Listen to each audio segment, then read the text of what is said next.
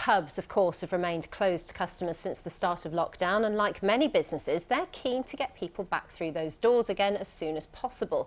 But with social distancing measures likely to remain in place for quite some time, some feel it might not be worth reopening at all.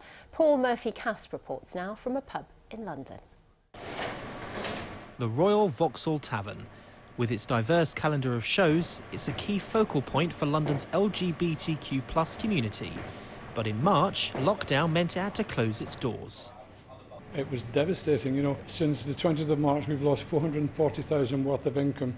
Even though our doors are closed, it's costing us £1,000 a day in terms of operational costs and rent, which we still have to meet.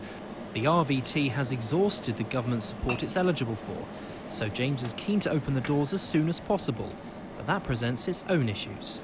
On a busy Friday or Saturday night, the Royal Vauxhall Tavern could hold around 400 people at capacity.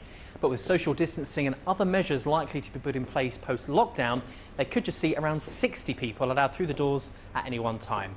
And while that makes sense from a public health standpoint, financially it could spell disaster. And that's something that's concerning independent venues industry-wide. The difficult decision is a rock and a hard place. Do you try and reopen with some level of trade to get over the overheads, or do you remain closed but having a significant cash burn? With staff on furlough and no money coming in, James has turned to the community and online fundraising to help keep the bar going until it can reopen. People love the venue, we want the doors back open, we want the people back in. I do see Royal Vauxhall Tavern having a very good future. I'm not sure in terms of what format that will happen with the social distancing measure. Maybe in time, they will get more relaxed and we'll be able to get back to more normality.